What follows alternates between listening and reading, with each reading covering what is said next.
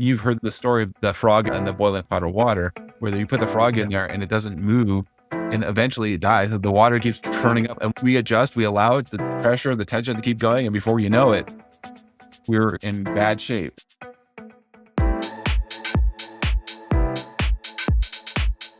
Hey everyone, welcome to Reanimated Stories. I'm your host, Roger of Reanimation Design. And today I have a fantastic guest. So today I have David Carr of Steward Your Business on our podcast. And we are going to talk about, well, we don't really know what we're going to talk about because this could go a ton of different directions, but we have to keep it focused because we inevitably end up, whenever we do a virtual chat, we are like, okay, well, we're going to do 30 minutes because we're going to talk about connecting people. And then we start talking about like, well, what are really the benefits or what are the good parts of Star Wars and what are the things that we notice? And then all of a sudden we're talking, it's 2 hours later and we're like, well, we didn't even connect anybody on LinkedIn. So David, thanks so much for coming today. I really appreciate it. Oh, it's a pleasure, Roger. I know you were on my podcast, the Business Roundtable podcast, not too long ago. And I'm really grateful to come on here on your podcast, on your platform. It's exciting. You've been having some great guests, and I'm really honored to be here with you. I appreciate it. Thank you so much, David. And you've been doing some great things. I mean, you got your podcast and ours and some like LinkedIn Lives, and you're just doing great stuff. That's awesome. Thanks. So David, tell my audience and tell everyone, what is it that you do? Tell us all the things. Okay. Well, goodness, there's a whole lot we could get into, but I love your passion. I'm a passionate person. Number one, I'm a people person. I'm a connector. I really bring people together to accomplish great things. That's my personal why.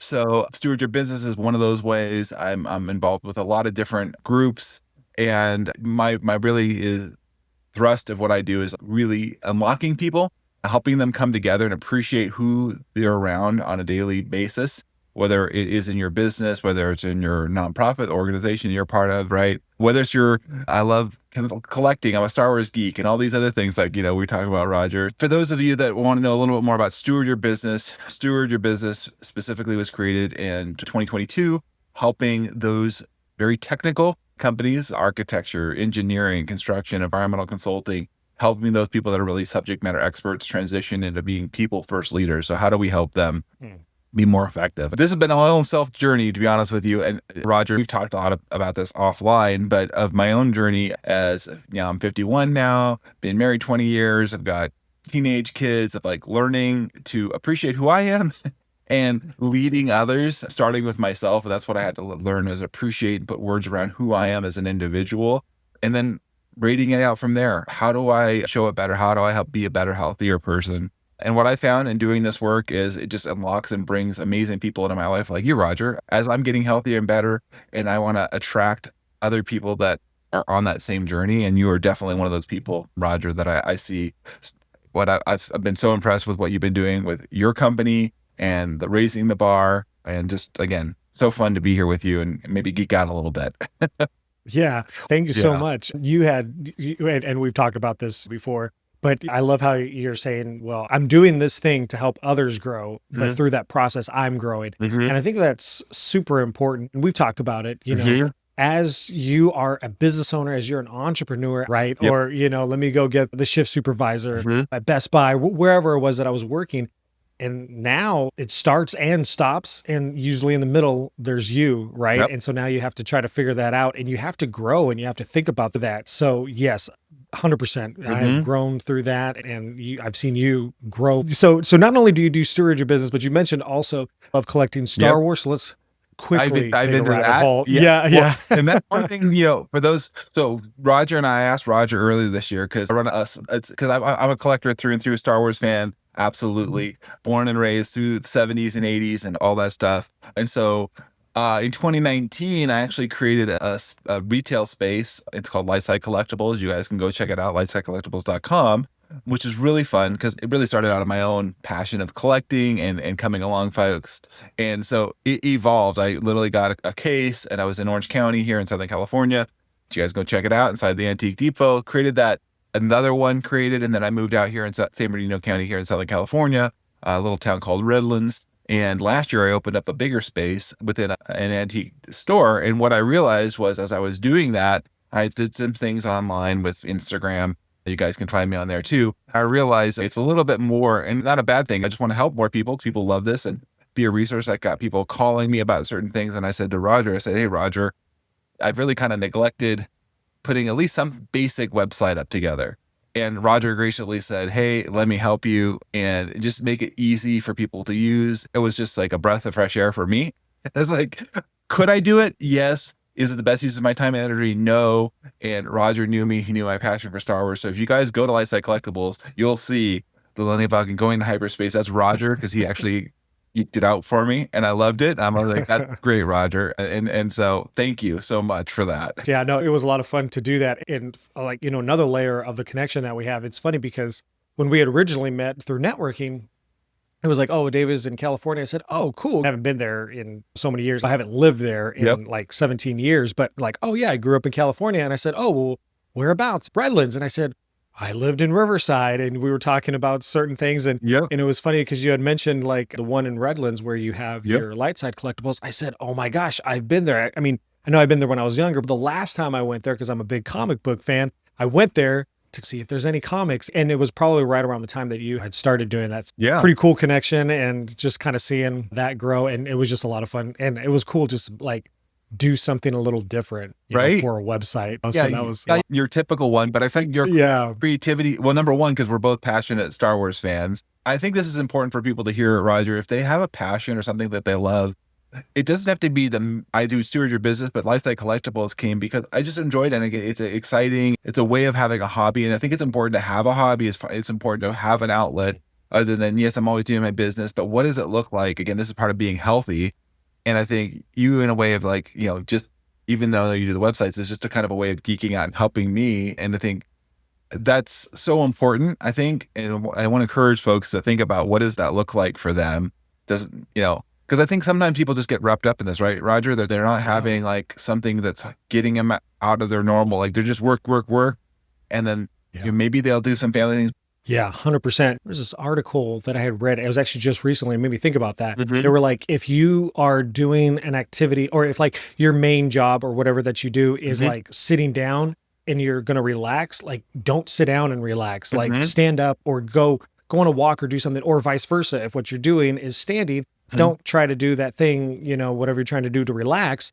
Standing up, like go sit down, like change it up, even if it's just for 5, 10, 15 minutes. And when in my first year, I was like, no, I have to work. Like it is work and work only. Networking. Eventually my wife was like, well, you need to go do something else. You need to go do something else. And like, how come you're not reading your comics or playing video games or something? And what's funny, you mentioned, Roger, because most of the time I work remotely. I don't have to go anywhere, but it's kind of funny you mentioned standing up and doing something. The spot that I have in Redlands for Lightside Collectibles, I go in there because I put in new inventory and whatnot. And it's funny, the last couple times I've gone in there, Roger, my intention was just to go in and put some stuff in there and then leave. But what's been fun for me is if I hang around there for an hour or whatever, I'm putting stuff in, people will come in and they'll look at the booth and they'll say, oh, what about this? And then we start having conversation. In fact, last Saturday, thankfully I didn't have to go. I wasn't in any rush, but I literally was there like all day because I was trying to put stuff in, and then somebody would come and then we literally would talk for like 15 minutes, a half hour, like, oh, and this, and I got my story. It's fun because, again, what I was saying earlier about as you get healthier in a good place,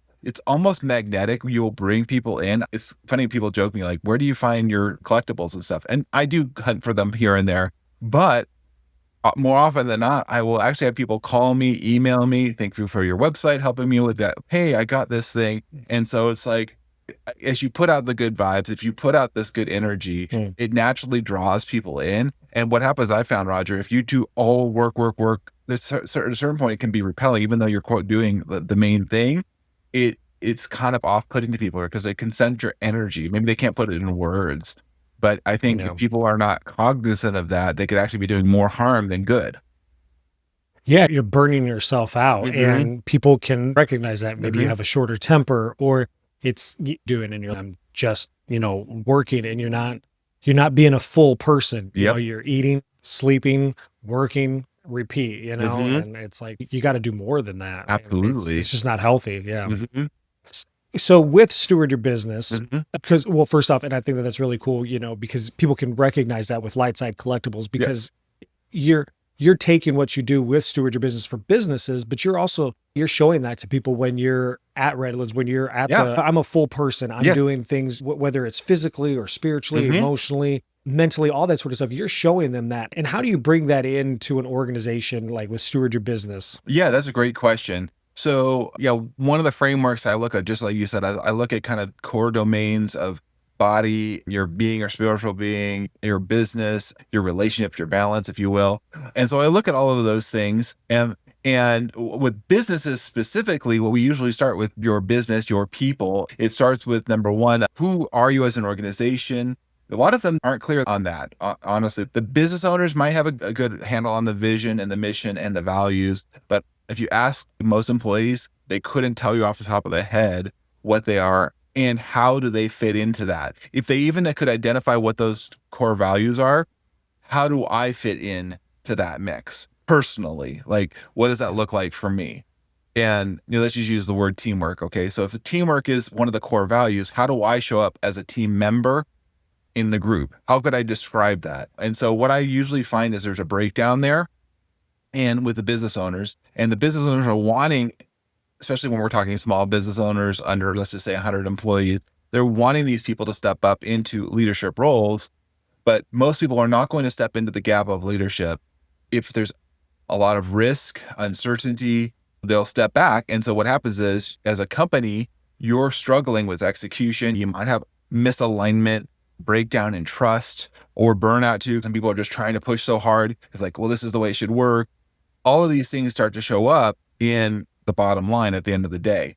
How profitable are we? And so where Steward Your Business comes in is like, okay, let's look in a 360 way. I work with the business owner and the teams of like, how do we get healthy? How do we appreciate every person on the team? How do we empower them to leverage their superpowers the way they show up and work holistically? And that, to your point, Roger, that will spill over into other aspects of your life. It's going to show up in your marriage, your relationship with your kids, and other organizations. It'll show up how you take care of your body physically, or what does it look like spiritually, being emotionally healthy, if you will.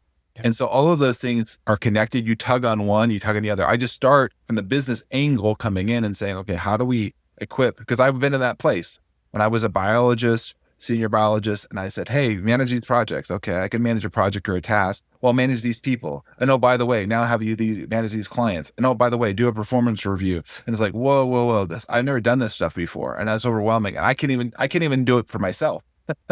Yeah. To be really, I mean, I couldn't handedly do it all myself. And then you're asking me to do it for other people. So I was like, well, that's not good. And so I better get healthy myself. And that was the journey, honestly, Roger. And that's why I love helping, particularly those firms in the AEC space, architecture, engineering, environmental consulting, that are subject matter experts, because that's where I came from, helping them, because I know what it's like to be a project manager, to have these pressures, but to do the work on leadership. Because what happens is I find people will say, and this is if you're spiritual too, like, I don't have time to read the Bible, or I don't have time to do this. I'm like, that's quite the opposite. You're actually being worse off. Like we were just talking earlier about getting rejuvenation. You're like, well, I don't have time to rejuvenate. You're actually hurting yourself in the long run. And you've got to have that bigger vision and do these things on a daily basis to get healthier. And if you don't do that, you're going to wake up and you're going to be like, crap, I'm feeling not so good. And I'm not really living in abundance. You're living kind of on a half empty. Your gas tank is probably running pretty low. You've heard the story of the frog and the boiling pot of water, where you put the frog in there and it doesn't move and eventually it dies. The water keeps turning up and we adjust, we allow it, the pressure, the tension to keep going. And before you know it, we're in bad shape. And so my whole goal is, let's be proactive. Let's break that down and get you in a much better place so that you're not having the major blowout. Yeah. No, I think that's fantastic. And you talked specifically about like, well, if I can't do this in my own life, yes, how in the heck am I going to do it at home? Right. Or I mean, how am I going to do it at work? Right. If I can't do it in my own life. And and then you mentioned, well, I'm doing all these things. And then all of a sudden you wake up one day and you're just like, why am I doing this? And I'm just I remember there was a time in my life I was like, well, I was working so much and I was networking. I would wake up and I'm like, well, I'm so tired. I'm like worn out. And it's like, I'm not doing anything. That's so true. It's interesting. As I've been doing this, I've been having a lot of conversations specifically about leaders. Now you're also continuing to talk about that. Yep. I love what you said, that the way that they lead themselves Mm-hmm. is also how they're going to lead. And if they're not doing that, and if they maybe don't know how to necessarily do that, or they haven't really connected that, you know what I'm Mm-hmm. saying? Like they haven't really connected, like the way that I'm doing this is how I'm going to show others to do that as well. You had mentioned that you're doing a lot in the industries. Well, you just mentioned engineering Yep. and Mhm. all. Talk a little bit about how, like, what are the problems that you recognize? Mm-hmm. What are the problems that you recognize in there that typically will lead people to say that you'll go in there? People will either reach out to you and or just have, what's usually a common problem that you're seeing. That's a great lead in, Roger. It's funny. I'm going to be talking, we're recording this here at the end of October. Next month in November, I'm going to be speaking at the Society for Military Engineers Federal Small Business Oh, Conference. wow. One of the things we're talking about That's is how to cool. build trust and win work in the federal marketplace. But part of this is building trust. So what you're usually seeing is there's some erosion of trust where I've seen people, and here you have actually people that are very competent, Roger. Like if you're an organization that one person is like, I know it all, I've got it all figured out, I got this working, and they actually do a really good job. It's awesome. I mean, that is a good thing. However, what I found is if that person leaves the organization, gets sick, have to go on maternity leave, nobody else knows how to do what they do. So you're in trouble, meaning they're very confident, because there's a lot of people like to hold the information in, and it's a control thing. And so if you're a business owner or you're working in a team that somebody is holding all this information and they don't want to share it with anybody because they're threatened by a person maybe doing a better job than them, should be a warning sign to you. One of the things we do is I call this development square. We kind of look where they're at in their competence level. And there's a journey of developing people, where they're incompetent, unconscious, where we got to get them to be competent. Maybe they're still, where we're driving them from, hey, I have to do it, to flipping it where they go around where you're doing it and I'm watching you and empowering you. There's a journey there, and many people don't know how to develop people in this journey, let alone themselves. And so we can get stuck in what I call the pit of despair, where sometimes we're like feeling like, oh man, have you ever been to that spot where we've gotten a certain level of competency, but we keep hitting a wall and it's like, man, I just can't do it right. And at a certain point we can lose people. Well, people will leave an organization. So you look at that too, Roger, like you're looking at turnover, you're looking at disengagement. What you really will ultimately want to do is you want to get to people where they're multiplying. If you have really good leaders and mentors, they should be spending a good amount of their time pouring in and developing others.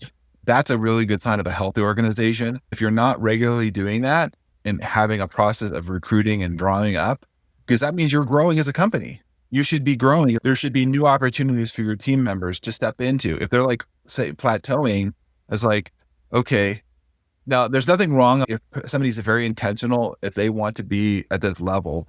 I'm not saying there's anything wrong with it. However, you should have the ability within your organization to provide growth for your team. Some people say, well, I just want to do this part-time and this is all I want to do. And that's fine. If for a healthy organization, they should have some way of multiplying and growing their company. Otherwise, you're either growing or you're shrinking. It doesn't stay. In our market, in our world, it can either start to contract or it's got to be growing at some level. And nobody says, let's have zero growth or profitability next year. Nobody says, we're going to be here, right? Nobody says that. So it's like, what does it look like? And so those are some of the things I would say you should be looking at and considering, Roger. I mean, that dive more into it, but does that make sense?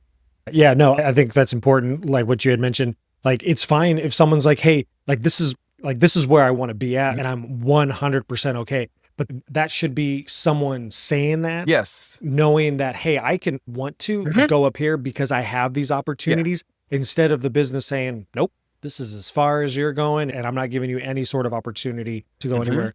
It reminds me of something that you had said about like how, okay, I'm doing it and you're watching, and then flipping that to, when I was at Starbucks years ago, they had this training where it was, okay, the supervisor had to, and so I was doing it, right? I was training someone on how to make a Frappuccino or some sort of latte, right?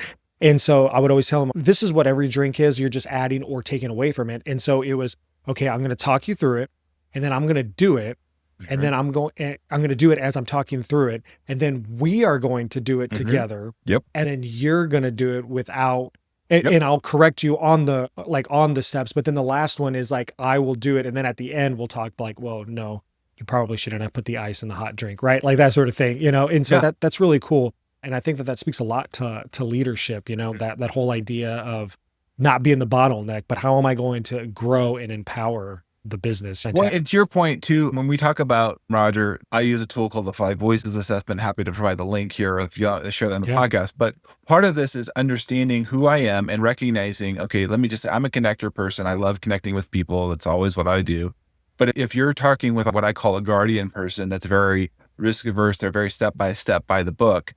If I try to only go through my way of thinking and approaching it, it's not going to be the same. So you have to understand, number one, who you are and value that. And number two, then recognize who else is on the team. And here's a trap that I find a lot of business owners fall into is they try to hire people that are exactly like them because they like it, because they naturally, but that's going to limit your ability to grow as a company. You need all of the voices. You need all the different aspects. And if you don't do this, those people are going to be contrarians in some regard because they're not going to be the way to approach things. They don't make decisions like you do. Some people I make decisions more relationally around people first. The guardians are much more logic based, for example. They're going to think logically first and then the people will come after that. So if I could take that the wrong way and get frustrated with the person and like, why are you doing it this way? You're thinking about it this way, but no, that's the way they're designed and we need that. Right. So it's valuing these other voices. It's valuing the diversity that we have among us instead of trying to homogenize and just say, everybody be this way, or this is what a leader should be. And it's like, that's one way to be a leader, but it's not the only way to be a leader. Yeah, no, it's funny because even as I think about it, I'm like, well, maybe I need to hire, this, and I want them to do it like this, but that limits because I'm thinking, well, I want them to do it like I do, but I don't necessarily do it the right way or the best way, right? Because there may be somebody out there that knows how to do it faster, efficient, and get way better results. On the podcast, you're having somebody help you, which is great because you're a creative person. You're able to do this, but sometimes it's like not the best use of my time or effort. And I've got somebody that's really good at this and loves doing this and lights it up. There's things like tell me, I had to do timesheets and expenses that just drained me. I had to do them, but I had the kind of people love to go through and check them off and go through them God, go for it. That is not my area of strength, Yeah. I mean, you can think of oh, well, it's part of that leadership of knowing, okay, I have 5 people on my team. And if I ask Samantha to do this, Joey can probably do it a lot better. And honestly, the thing that I'm asking Joey to do, Samantha, I think she could probably do it a lot faster. And it's it's recognizing those things. And I like what you said, is that knowing how I am and being okay with that and accepting and loving that. Because I think a lot of times we're like, oh, well, I gotta kind of, not bow down, but, kind of acquiesce ourselves to the other person. And I think it's just knowing who we are, but being cognizant of being like, okay, well, they want to be talked to like this, and I'm going to get a better response out of them like that because I'm going to empower them. Yeah, I think that's fantastic. Well, David, let me ask you one last question. Yeah. If someone was thinking and they were like, okay, leadership, I want to steward my business, I want to empower my people. What are some of the first steps that they need to think through in order to think, okay, you know what, I want to work with David, but what does it look like to do that? And what are some of the things that I need to think about? Well, we hit on a little bit of this. I mean, if you're saying, okay, number one, you're problem aware, you're realizing, hey, which is good. I mean, a lot of people aren't even aware there's a problem. Like, hey, what's the problem? They should just do it the way I'm doing it. So number one, I want to congratulate you for just acknowledging the fact that, hey, there's a better way of doing things and I want to explore what that looks like.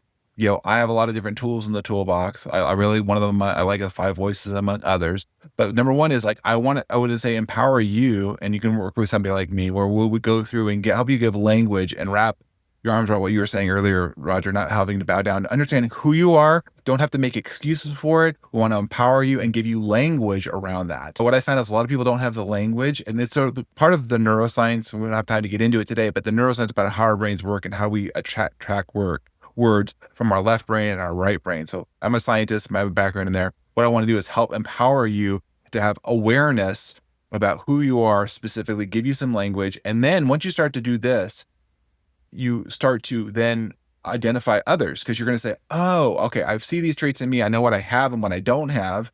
And so there's a journey of self-discovery, Roger. But I would say encourage you. The first thing I would say is start that self-discovery.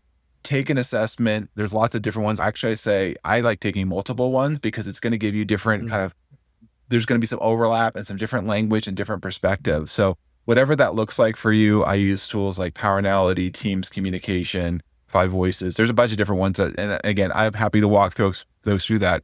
What I found too, Roger, I would say is if your company isn't offering something like this, these are available. You can get it directly. You can do it yourself if you will. I have it on my website as well. And then I even offer group coaching and individuals that can come in. Because sometimes I wish I would have had this when I was in my career, because I was just I found a book here. This is kind of before YouTube got big, but I would get, and it was piecemeal and it was a little harder to do. So I would say find somebody in this journey, in this space that you can come alongside and bounce ideas and learn from. And that's what I think you're going to go faster that way. AI is a great tool too, but you have to be careful with it because it's kind of like whatever if you're not putting the right inputs in, you're going to get something funky back out too. So you got to be cautious about that. It can be used, but I would caution you in that. I'm happy, Roger, if you want to share my link, anybody can reach out to me and I'd happily chat with them and see how I might be able to help them. Absolutely. Yeah, perfect. Well, tell us where they could find you, but then I'm also going to put all that in the show notes. Of course, well. You and I are on LinkedIn. So Roger and I are there, David Carr, stewardyourbusiness.com. And then the YouTube channels where Roger's on the Business Roundtable podcast. If you look up David W. Carr, Business Roundtable podcast, I'm on all those different platforms. And love having the conversations, as you guys will see, get excited and having folks like Roger on. So it's a pleasure to be here and enjoy the conversation with you, Roger. Yeah, well, thank you. I enjoy it as well, David. And, it's something that I was just kind of thinking, we like to discuss Star Wars so much. I was like, we should do an episode where we're just talking about that. We should do one episode that we start on yours and then we bring it over here and finish it. Like there you go. I mean, we got Star Wars fans out there. Come on, give us some thumbs up. Give us your feedback. Yeah. What do you guys want to hear? 'Cause Roger and I can talk the whole gamut of the Star Wars universe. Yeah. And we'll just throw it out there. Are we going to talk about all of Star Wars? So only the 6 movies, or are we going to talk about 9 movies? I guess you'll have to find out where we stand on that. Awesome. All right. Well, David, thank you so much for coming. And I just always enjoy our chats and I just appreciate what you do. It's so fantastic and look forward to talking with you. I'll talk to you later, David. Thank you so much. Thanks, everybody.